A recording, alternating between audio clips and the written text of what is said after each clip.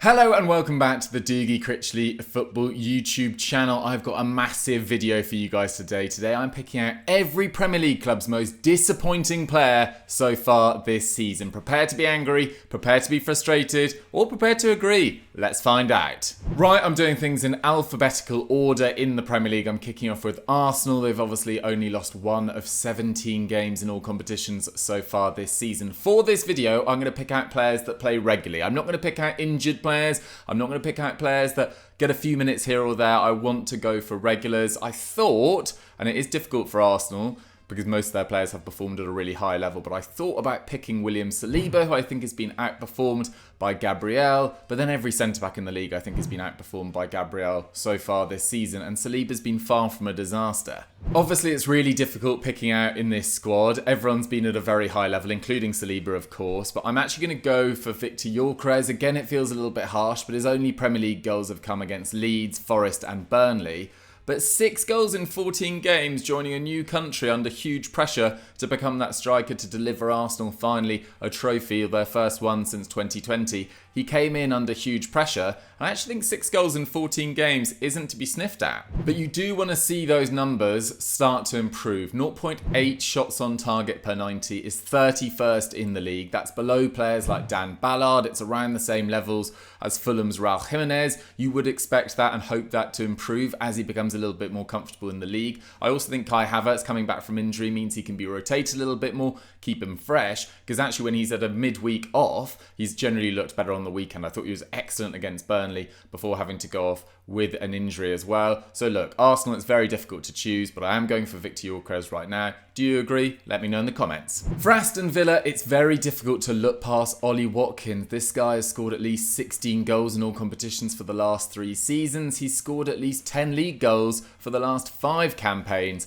But as it stands right now, at his current rate, he's on track to score 3.5 league goals across this entire campaign. Can't be looked at as anything other than a disappointment. What's alarming is that his underlying numbers suggest this isn't going to change anytime soon. He's only had 17 shots this season. That's level with Calvert-Lewin. It's one fewer than Benjamin Šeško. He hasn't exactly pulled up any trees at Man United. And 58 players in the Premier League have got more shots on target. He's only got 4 on target all season. His 0.54 expected goals and assists per 90 from last season has dropped to 0.21. That's less than Ricardo Calafiori, the Arsenal left back. His expected assist per 90 is the same as Boubacar Kamara. His 1.4 shot creating actions per 90 is the same as Wolves centre-back Santi Bueno, and Villa need this to change soon. They're 18th for expected goals so far this season. They're 18th for expected points. Villa have been poor by all accounts so far this season. Aside from a few recent performances, generally their underlying numbers have been dreadful. They're scoring the vast majority of their recent goals from outside the box, and they need Ollie Watkins to up his game. He's not been good in any facet of it. Moving on to Bournemouth, after a brilliant campaign last year that saw him contribute 18 league goals, Justin Kluivert has been really quiet so far this season. Just 1 goal and 0 assists to date, and actually he has been used so far this season. He has been rotated a little bit with Tavernier in recent weeks, but he still ranks 12th in the Bournemouth squad for league minutes. He should be doing better. It's clear that Iraola has noticed this drop off in form too. He's yet to play more than 69 league minutes in a single game so far this season, and his stats are really worrying. So his XG per 90 has dropped from 0.4 to 0.1. His shots on target per 90 have halved, and his 0.2 expected goals and assists per 90 is the same as Marc Guéhi and Malo Gusto of Chelsea. Justin Kluivert, you're a better player than this, and look, I do think you overperformed last year. Some of the goals you scored, the long range finishes, etc., potentially weren't long term in terms of looking like that was going to go on for years and years and years, and maybe you have regressed to your mean in terms of the average across your entire career, but you're still a better player than you've shown so far this season, and you need to up it. Moving on to Brentford now. Brentford is a really difficult one to do as well. I think they've massively overperformed against expectations. I had them 20th before a ball was kicked. That's looking very wrong indeed. They're currently 12th. They've beaten Newcastle. They've beaten Man United. They've beaten Liverpool, of course. But one player that I don't think has pulled up any trees is new signing Kelleher from Liverpool. He did save a penalty against Bruno Fernandes and deserves credit for that, and his performances for the Republic of Ireland in this international break were pretty impressive too.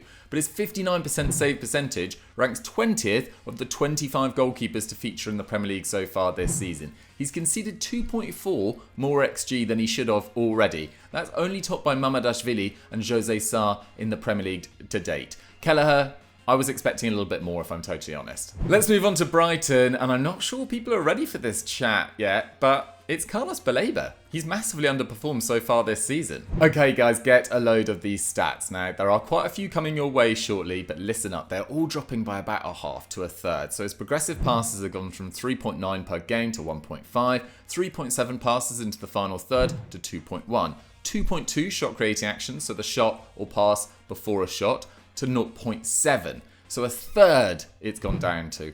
4.2 defensive actions per 90 to 3.1. His tackle success rate, which for any midfielder you'd expect to be at least 55%, his was 60% last year. That's dropped down to 36%, and his progressive carries have gone from 1.5 to 1. This is a notable drop-off across the board. Look, of course, there was quite a lot of controversy this summer, links to Man United, etc., and maybe that slightly turned his head, but Brighton fans, I actually want to hear from you. Where do you think his game is suffering right now? The numbers are down across the board. You're not getting a lot of attention for an up and down season so far. I actually predicted you to finish 5th before a ball was kicked. I really liked a lot of the new signings that you brought in. They haven't been really used so far. Where do you think you guys will finish this season? And Carlos Baleba specifically, what more do you want out of him? Do you think it's fair that I picked him out in this video? Let me know in the comments. Moving over to Burnley. Now, so many of these players, it's tied to expectations. What were you expecting of them before a ball was kicked? And I was expecting a little bit more of Kyle Walker. This guy is one of England's best ever right backs. He's one of the Premier League's best ever right backs. He spent 8 years playing under Pep Guardiola at Man City. But so far, he hasn't really translated that passing game over to Man City. He ranks 10th for pass accuracy in this Burnley squad. He's only completed 69% of his passes so far this season. That's really poor. And I know what you're thinking. Maybe he's being really adventurous. Maybe he's being really brave with his passing. Well, not really. He ranks 4th in the Burnley squad for progressive passes completed. In terms of his short passes, so passes up to 15 yards, he ranks 10th for medium range passes between 15 yards and 30 yards. He ranks 10th. For long-range pass completion, so passes over 30 yards, he ranks 11th. And whilst on the other side, I think Hartman's really impressed, averaging 0.12 expected assists per 90, so an assist every 10 games or so, give or take. Walker's at half that level. He's also completing fewer defensive actions, clearances, blocks, etc. I think it's clear that Scott Parker, whilst he's commended Kyle Walker for his impact in that dressing room, I think he can expect a little bit more from him on the pitch. For Chelsea, I'm picking out Malo Gusto. Now, Reece James's form has gone skyrocketing this season. He's looking back to his best, but because of the injury issues that Romeo Lavia has continually got in midfield, Reece James has often played in midfield, and Malo Gusto has actually started 6 league games and 2 in the Champions League. But I think it's fair to say his performances haven't been up to scratch. This season, he's only won 46% of his challenges against tacklers. That only ranks above Pedro Neto and Estevao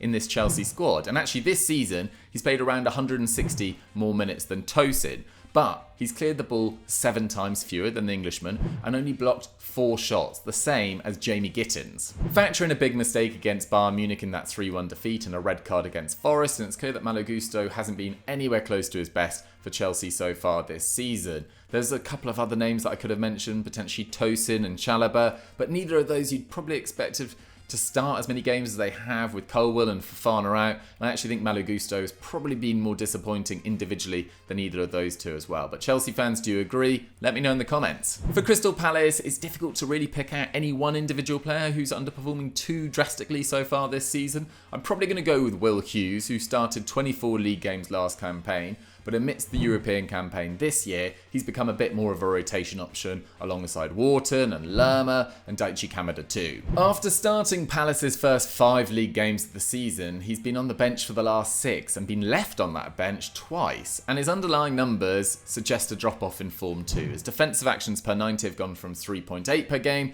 to 1.6, and there's also been an 8% drop in his aerial duel win rate. So whilst I don't think Will Hughes has been a disaster by any means, That kind of aggressive, all-action midfield type that we saw last season hasn't really been in action to the same extent this year, and I think he's Palace's choice. For Everton, I think a lot of people will point to Tijjani, but this is a 23-year-old joining a brand new league. I actually think it's much fairer to look at Beto, who's 4 years older, who's in the midst of his third season on Merseyside. He started 7 league games so far this season. He scored once and assisted 0 times. He's earned 14 shots, but he's only got 4 on target. His 29% shots on target percentage is the same as Christopher Ajer of Brentford. It's the same as Matas de Ligt of Man United, are often taking headers from corners, much harder chances to consistently get on goal. And actually, his underperformance in terms of XG, 3.1, the worst in the Premier League. Second on that is actually Bruno Fernandes, interestingly. That's 5th worst in the entirety of Europe, and it's another former Everton striker that's out in first,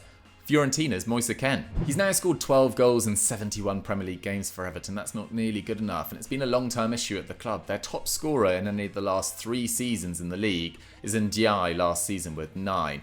The previous 2 seasons, no one scored more than 7 goals in the league. That was Gyokeres, and then Dwight McNeil the season prior as well, and Calvert-Lewin actually shared it with Gyokeres as well. So it's a long-term problem at Everton, but Beto, he's going no way to kind of arresting that slump as it is. For Fulham, it would be easy to point to the struggles of Raul Jimenez and Rodrigo Muniz, who have scored 2 league goals between them, but Raul Jimenez is now 34. Rodrigo Muniz has been out a lot with a hamstring injury. It feels a little bit unfair to pin the blame on him. Instead, I'm going to look in midfield, and I actually don't think Sander Berge has played particularly well so far this season. Despite playing all but 30 minutes of this league campaign and ranking first amongst Fulham players for outfielders, his underlying numbers are pretty average. There's 6 players that have made more tackles than him, and there's 6 players that have made more interceptions than him too. He's only completed 1 dribble in the entirety of this season, and his dribble success rate has fallen from 55%, pretty solid, to 20%, which is really not very good at all. And this is a guy that's not ever been much of an attacking threat, so I'm not going to judge him too much on that in terms of his final pass or in terms of his shots on goal. He ultimately only had 3 shots in the entirety of last season.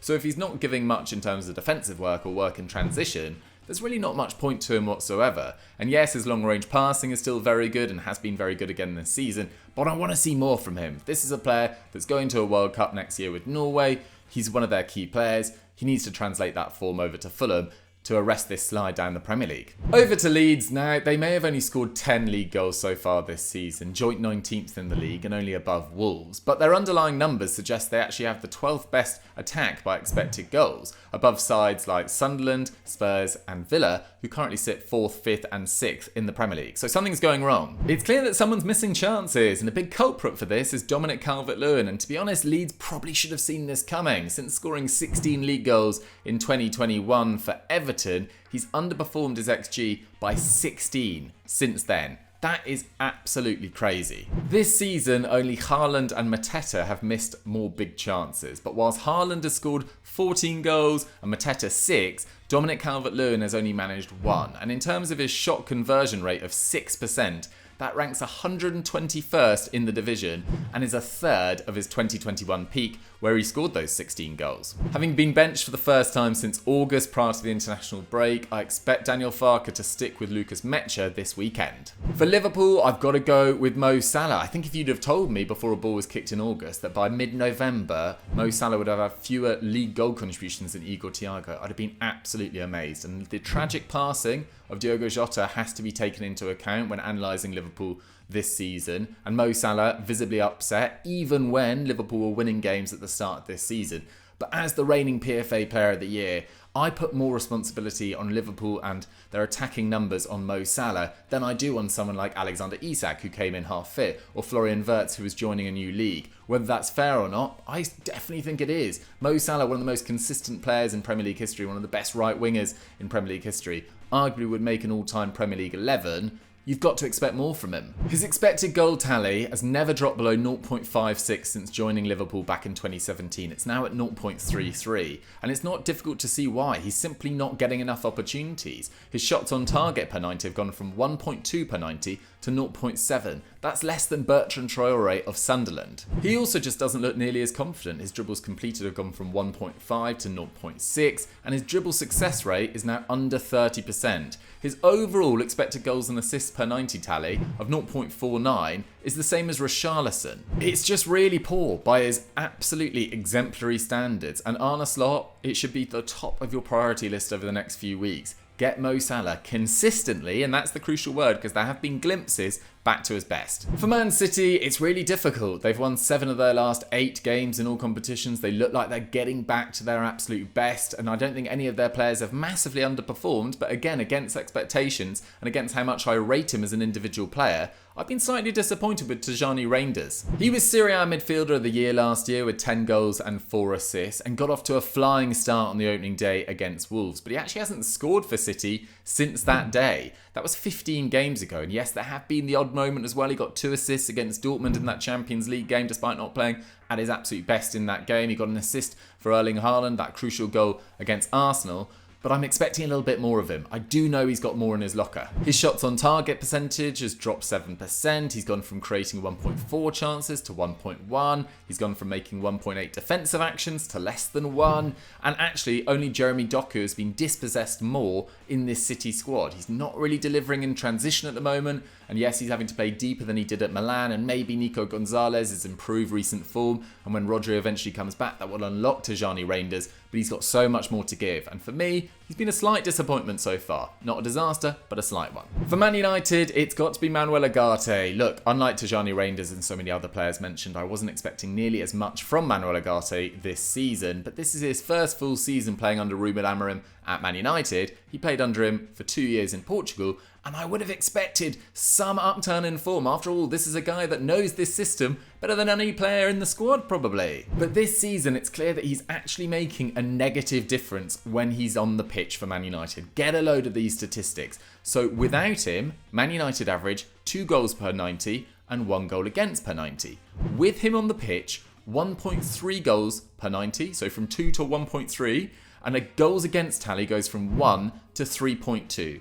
That is absolutely terrible. For the engine room of the pitch, a player is supposed to be having a role in possession, out of possession, helping them in transition. Manuel Ugarte is now having a negative impact on the team when he plays. And not just a slight one, a stark one. Even the things he's supposed to be good at, charging around, making tackles, making interceptions, affecting play when they don't have the ball, he's winning 60% of his challenges this season. That's 6th at Man United. And when he's on the ball, he's an actual hindrance. His short pass accuracy ranks 10th at Man United. This guy has been a disaster of a signing. For Newcastle, Anthony Gordon. Whilst he's been impressive in the Champions League with 4 goals and 1 assist, in the league, 0 goals and 0 assists in 7 games, needs to do more. His chances created per 90 have gone from 1.9 to 1.4, his dribble success rate has dropped 7%, and he's now underperformed his expected goals by 1.4 in the Premier League. That's 7th worst in the entire division. Anthony Gordon's no longer a youngster, he's a 24-year-old, he's playing his 3rd full season on Tyneside, he's an England international, and having lost Alexander Isak in the summer, Eddie Howe would have expected Anthony Gordon to be one of the players to carry this Newcastle attack forward. So far, it hasn't worked, and with them 14th in the league, only 3 points clear of relegation, they need his form to turn around fast. And for his own personal perspective, with Marcus Rashford back on form as well, if he wants to start for England at the World Cup, something that seems miles away at the moment, he needs to up his game fast. Nottingham Forest, whilst a number of new signings haven't quite hit the ground running, and I don't think Chris Wood has been at his best so far this season, I'm actually going to go for the 6'5" Serbian Nikola Milenkovic, who was sensational last season, which I think has to be a factor in this. His aerial duel win rate has dropped by 11%, and whilst he won 79% of his challenges against dribblers last season, that's dropped to 33% so far this season. There are other key players in this squad that I don't think have been at their absolute best. I don't think Morgan Gibbs-White has been as creative and as free-flowing as last year, but Nikola Milenkovic, I was expecting a little bit more so far this season. I think it's fair to say that Matt Sells has also taken a drop-off, so he's not alone, and I don't think it's been a tragic case of a player that needs to be dropped, but with Sean Dyche's side still in the relegation zone in 19th, They need Milenkovic and Murillo, and hopefully Orellana when he's back to full fitness as well, to kind of deliver them out this period. Milenkovic, not a bad player by any means. He was amazing last year, just not been quite at it this year.